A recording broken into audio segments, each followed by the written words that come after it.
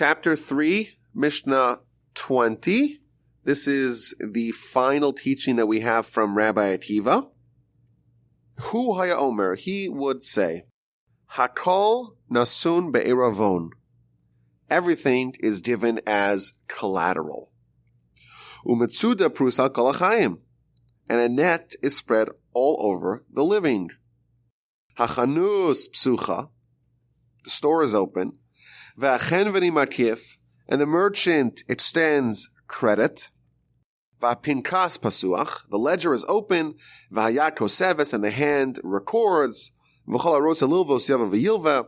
Whoever wants to borrow may come and borrow. V'hagaboyim achazirim. Tadir b'chol yom from min adam.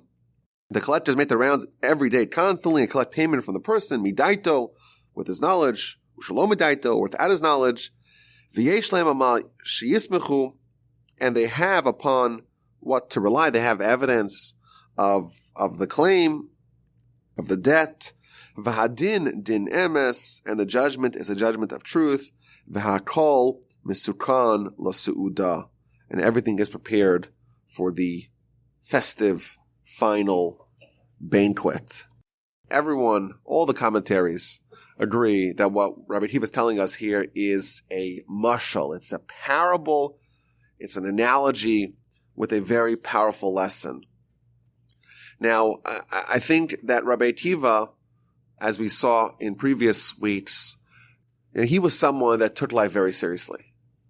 He was someone that, with his own fortitude, made a shift in his life from being an ignoramus to become a Torah scholar, but not just any Torah scholar, becoming the absolute greatest Torah scholar of his era, and in effect, being the one to transmit Torah to the next generation at a very critical time in Jewish history. So he's a very serious person, and this is a very serious message. And I think it's not, I would say, inspirational in the traditional sense. It's not about making us feel good. It's about being serious, and it's about motivating us to act. And I think with that introduction, we can try to analyze what his message is. Because remember, in the previous Mishnah, he talked about how that when bad things happen to us, it's really good things. So that's a very powerful idea, but it's one that's somewhat hard to absorb. It's hard to be at peace with. And this is a very similar idea that's being conveyed over here. Again, something that's very useful, but a little bit difficult to swallow, even though we may know it's true. So what's the parable and what's the lesson? So he begins by saying everything is given as a collateral. A collateral is something when you owe someone something and they want to put a lien on your house because the bank lends you money to buy a house, and they have a lien, a collateral on your house. Means if you don't pay the debt, they have something of value to be able to use it to repay the debt. Everything that you have is a collateral in the hands of God. You, your money, your possessions, your body, your soul, your children, everything is owned by God, and you owe him something. He gave you something of tremendous value and you owe him, and he has collateral. Of course, what did he give you of tremendous value? He gave you life. He gave you free will. He gave you intellect. He gave you the ability to choose which half of yourself, your body or your soul, you're going to favor. There's no greater gift than that. Even the angels don't have that. The only things that have that is humans. And that's a tremendous gift. But it's not a gift that he gave us for free. It's not a gift that he gave us with no strings attached. It's a gift that he gave us, and he maintains a collateral. And what that is, in fact, telling you that everything you have is really a gift from God, but it's on loan from God, and he has the ability to demand it back, and he has collateral in his hand. And the Rabbeinu Yonah and all the commentators have their own, of course, their own language of how to present this idea. But he gives an analogy of a man who walks into a city and doesn't find any occupants in the city. And he starts walking into people's homes. And he finds a table, and on the table, it's a fully set table full of all kinds of food and drink and delicacies. So he starts eating and drinking. He's like, this is all mine. I acquired it. It belongs to me. I can do whatever I want with it. But he doesn't know that the true owners are watching him from a distance. The walls have ears.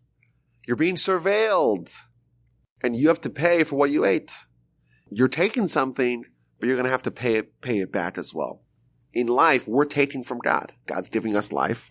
He's given us the ability to choose. He's given a body, given us a soul, given us opportunities, and we don't have to pay it back unless we do what he wants with those gifts. There's an idea that my grandfather used to always share that comes from the great Rabbi Israel Salanter. He was one of the giants of the 19th century. And he based his idea upon the refrain that we say on Rosh Hashanah and Yom Kippur and the days in between those two festivals. We ask God to inscribe us in the book of life, Lema'ancha Elohim Chayim. Life that is for your sake, O God. That's what we want. We want it not just to be in the book of life, but what kind of life? The life for the sake of God. So what does that mean? So he explains that this world is like an expensive hotel. You go to a hotel, they take your credit card before you check in. For incidentals, whatever may come up. We don't know what's going to happen. Let's just, for incidentals. And then you may find that the mini fridge is stocked with alcohol. All kinds of incidentals. And you don't seem to pay up front. But we know that the hotel's got your credit card and you could see, it seems like everything's free, but actually the prices are very inflated. And therefore, we find that many of our great antecedents and predecessors would be very hesitant to enjoy life too much. Now, of course, it's important to note, this is not for us. We're simple people. We're trying to do what's right. But Jacob, what does Jacob want? When he prays to God, give me bread to eat and a garment to wear. Asking for the basic bare minimum. Why? Because he's worried. It's an expensive hotel. Prices are all inflated. I don't want to ask for too much. Similarly, and this is relating to Rabbi Akiva, we've told the story before, when Rabbi Akiva visits his teacher, Rabbi Eliezer, on his deathbed, and the great rabbi, Rabbi Eliezer, is writhing in agony and pain, all the students start crying, and Rabbi Akiva starts laughing as if it's hilarious, as if it's very funny. And they say to him, why are you laughing? And he says to them, well, why are you crying? Well, we see this great rabbi. He's a veritable Torah scroll, and he is in pain. How can we not mourn? How can we not cry? So Rabbi Akiva responds, well, that's exactly why I'm laughing. Because his whole life, I'm watching the great rabbi, and things work out for him. His crops don't fail. His wine doesn't turn into vinegar. His honey doesn't spoil. His flax doesn't get smitten. And I'm worried, did he maybe take too much from the hotel and he's going to have a lot to pay when he checks out? And therefore I'm terrified that maybe he, in Olam Haba, in the spiritual, in the afterlife, he's going to have a hefty bill to pay. But now that I see that he's suffering, I know that his bill is being paid. And therefore I'm delighted. That's what Rabbi Akiva tells him. A similar idea we see over here. What you have from God is God giving it to you, but he wants payment. He wants repayment. And he's got all the keys, all the cards. He has collateral, and you really can't escape him. And therefore, if you pay it, you should know, Rabbi Akiva is telling you, it's good you're paying off your debt from God, who has the ability to do whatever he wants to extract repayment. This is like a scary picture that Rabbi Israel Salanter paints for us, that there's this expensive hotel and we owe God so much and the prices are inflated and he's going to demand repayment. But there's a loophole. That word, by the way, has such power. The word loophole. There is a way within the system to avoid the problem. What's the loophole? That's what we say on Rosh Hashanah Yom Kippur. We want life, but what kind of life? Life that's for you.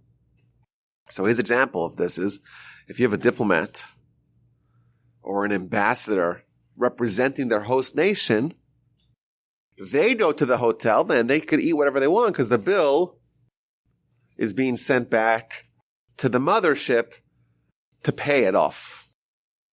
They have an expense account from their host nation. If we say we're going to be ambassadors of God in this world, he's going to tell us, okay, you have an expense account. Enjoy, provided that you are doing good work, provided that you're being a faithful ambassador for God and for the Torah, then you could be assured that you're living for God, and therefore you don't have to worry about it because all the debts that you're accruing, they're all covered by your sponsor, by the Almighty. Now, if we read this first idea that there's a collateral and all our debts are going to be paid, we may say, you know what, let's try to escape. So what is the very next thing Rabbi Akiva tells us? There is a net that is spread all over the living. It's the long reach of the law. You could try to run to Argentina. Do you think they won't extradite you? You know what? God has dominion there too.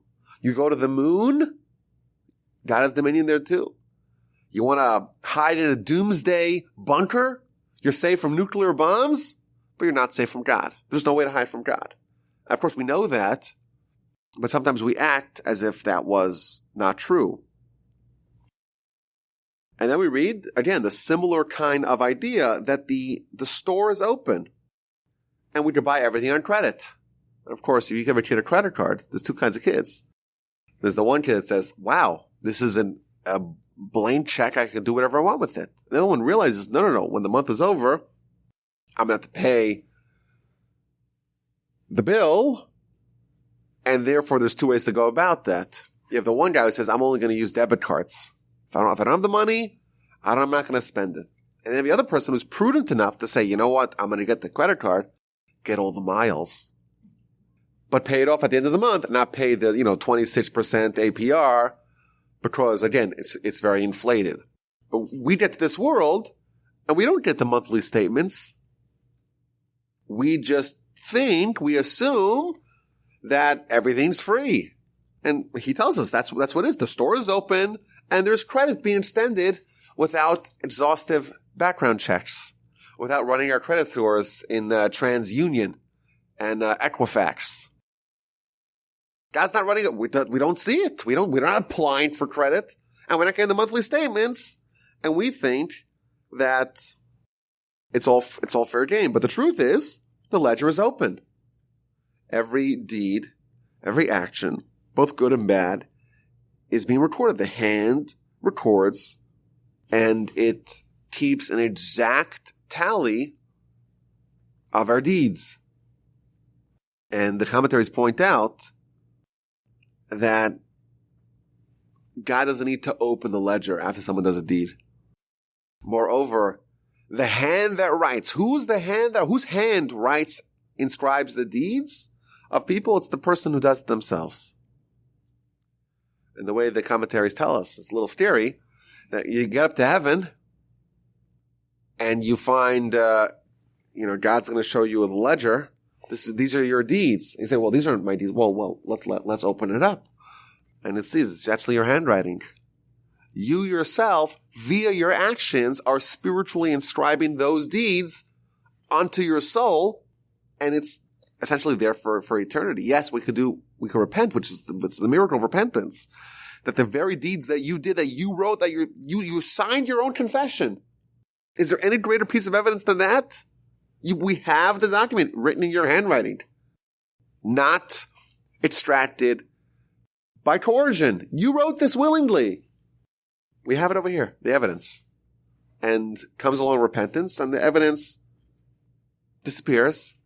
Moreover, the evidence is replaced with a different document saying you did a mitzvah. You did right. You acted righteously.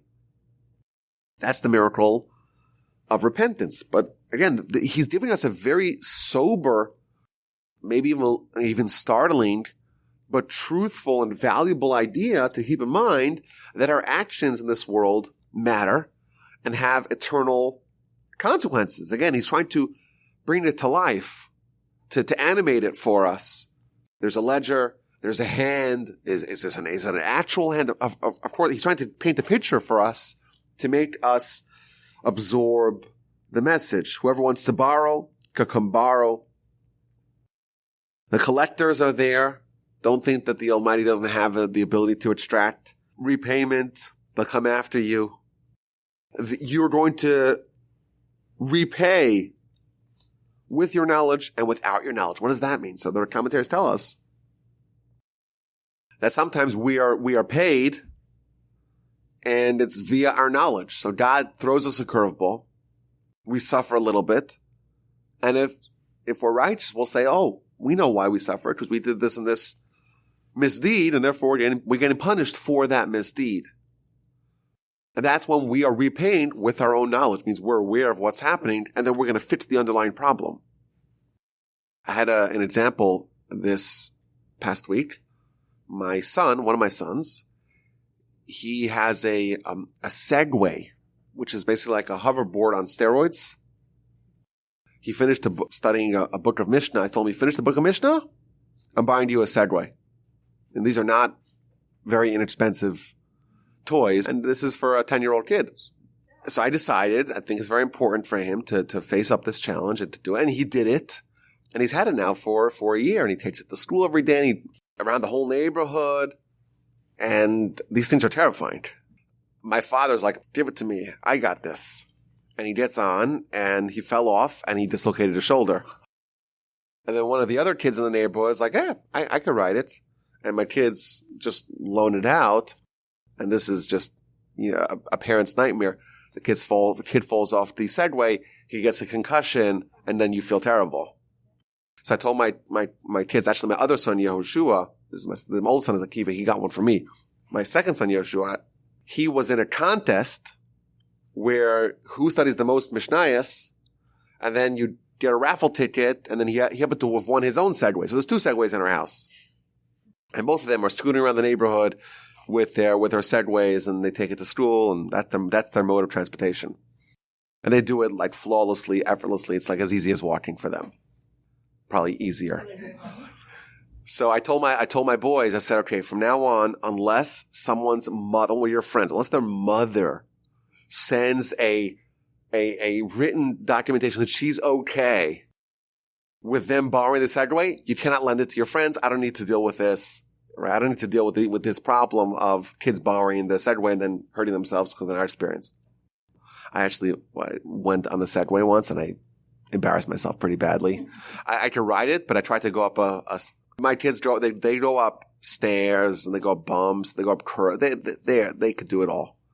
I tried to go up a bump and in pretty dramatic fashion fell off of it, hurt my back, and my back still sometimes hurts from it.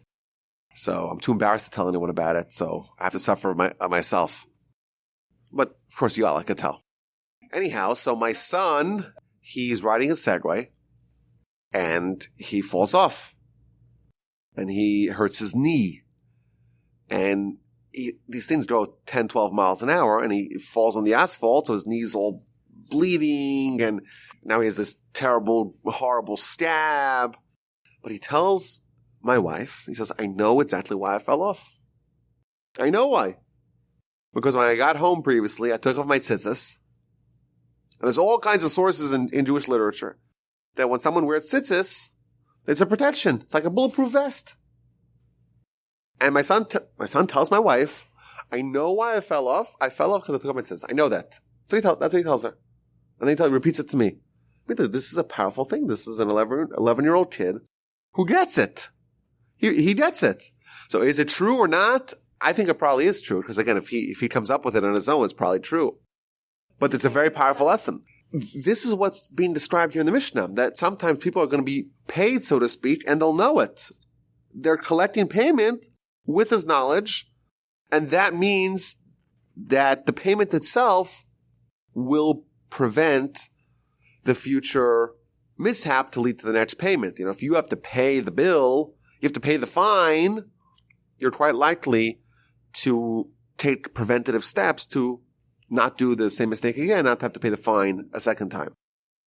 But unfortunately, we have people that are forced to pay the fine and they don't connect the dots. They don't take the message home. They don't learn the lesson. Which is why Rabbi Akiva is giving us a very valuable insight to tell us to recognize this format, this architecture, this framework, and giving us this valuable lesson to make sure that we do take the lesson home and we do take steps to, when we have to pay, we realize why we're paying and therefore we correct it. I think there's also an element of comfort in this idea to know that we matter. Our life matters. Our actions matter. Like there's an eternal ledger of our life. We're not living on, some sort of island just to be forgotten into oblivion.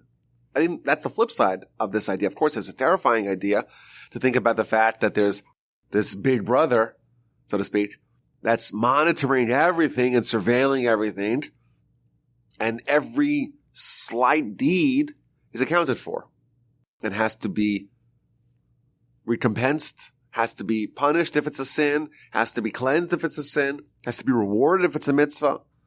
On one hand, it could feel very stifling, or we could feel smothered a little bit. We have no freedom, so to speak. And he does say that. There is a net that is spread out everywhere. There's no way to hide. But on the other hand, I think there's also a very positive takeaway from this idea, and that is that even our good deeds don't just vanish into nothingness. They're all very valuable. And I want to add another point. We just read Parshas Naso, the longest parsha in the Torah. And there's a fascinating chapter dedicated to the gifts of the Nesiim, to the gifts of the heads of the tribes. Each one of the heads of the tribes brought an identical gift in the 12 days following the inauguration of the tabernacle. A silver basin, a gold ladle, various sacrifices, and it lists them. It's like each one of them is like, 7 or 8 verses. It lists the gift of each one of the tribes day by day. The first day was this tribe and this leader of the tribe, and this is what he brought. And then repeats the identical formulation for the subsequent 11 heads of the tribes. And all the commentators ask, is there a simple way to say this? This was the gift, and it was brought by 12 heads of tribes in 12 successive days. Why do you have to repeat the exact nature of the gift, of the donation, 12 times? So one of the answers is that these same Nesim, these same leaders of the tribes, they were criticized for not making a donation when the tabernacle was being financed. Moshe makes this call to fundraise. Okay, we need all these materials. We need gold, silver, copper, various kinds of wool, various kinds of wood. He's making the fundraising call, and the Nesim say, we're not going to give now. We'll wait till everyone else gives, and then we'll give whatever's left over. And the Torah criticizes them by deducting a letter from their name. It says Nesim, and it deducts a letter from their name. When the Torah gives you an incomplete name, it spells your name, so to speak, incorrectly. By reducing a letter, it's harsh criticism of the Torah. So the commentaries pointed out that when the Nesim, the princes, the leaders of the tribes, when they make a mistake and they do something wrong, they're criticized by having one letter taken off their collective name. 12 people, one letter is taken away from all 12 people. They're called the princes, but almost as if there's no I. P-R-N-C-E-S. That's how it would be spelled in the Torah.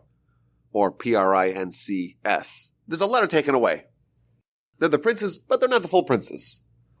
And when the Torah wants to lavish them with praise, when they do the right thing, when they did jump ahead and make these donations, how does the Torah do it? Spend 70 verses. Each one of them gets their own time in the spotlight. Each one of them, we describe exactly what they brought. And that, I think, is very comforting to us to know that there's a grave disparity between how God criticizes us, how God punishes us, and how God rewards us. So net, in aggregate, we're very thankful for this. Because yes, it's a little bit scary to think about all the things that we did wrong and all the debts that we have to pay and how much did we squander the tremendous gifts that God gave us and nothing is lost and everything is written in the ledger and there's no way to hide, that's terrifying. But on the flip side, think about the positive takeaway. Every single good thing that we do, that is amplified 100 times. The Talmud says actually 500 times. God rewards us 500 times more than he punishes us. So one sin and one mitzvah, identical. The punishment of the sin, let's say if it's 1 unit, the reward for the corresponding mitzvah is 500 units. So isn't that great? That now we have everything accounted for. Even the mitzvahs, the positive, is also accounted for. And nothing's lost on that. And those credits, so to speak, are accrued to us. And nothing is lost from that account. So I think that's the flip side of this idea. And that's how he ends off. How does he end off? The judgment is judgment of truth. When everything is known, maybe there's a sense of invasion of our privacy. But everything's known, the judgment will be indeed true. And then he ends off with this very optimistic conclusion.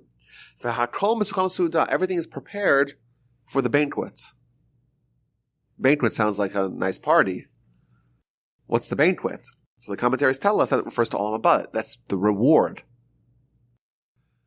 So the same reality that every action is accounted for and punished, and there's the collectors, and there's nowhere to hide, and there's a net spread.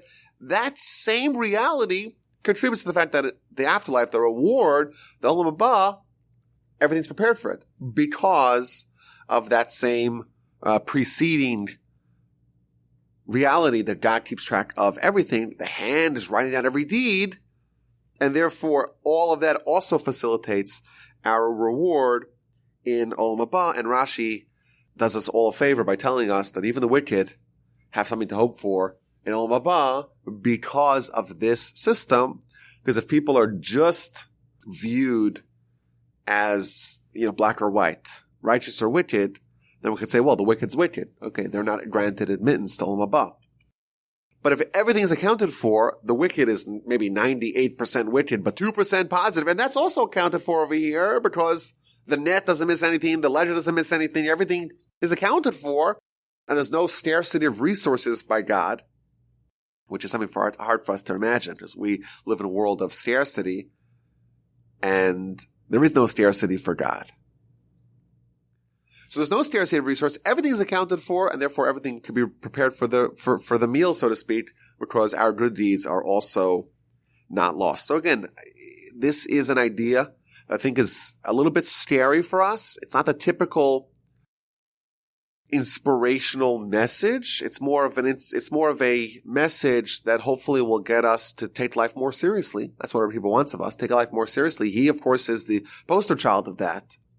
The poster child of someone who grabs life by the horns, who says, it's up to me. I could do it. My life is in my hands. I'm going to make the choice. I'm not going to allow my background, my upbringing to determine the kind of life I'm going to live. Rabbi Akiva's father was a convert, our sages tell us. He was an outsider, in effect. He was ignorant. He didn't know how to read Hebrew until he was 40. How does someone like that catapult themselves to the absolute pinnacle of the Jewish world? Grit, determination, commitment to these kinds of ideas, to taking life seriously and recognizing that if the Almighty gave it to you, He believes in you.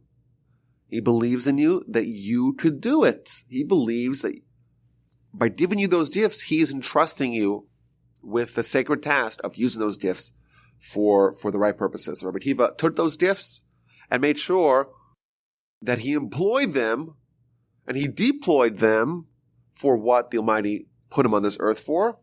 And he's showing us some of his methodology of how he did that. He took life seriously. He recognized that even though some of us may think that we're at a disadvantage, we're not. We're not at a disadvantage. Everything matters. God has the ability to keep track of everyone and every deed and every thought and every speech. Everything is taken into account. And on one hand, that means that everything that we do wrong, we either have to cleanse or have to pay for it, but also that everything that we do right is accounted for and there's a permanent record and we are using our deeds to prepare for our ultimate banquet in Olam Haba.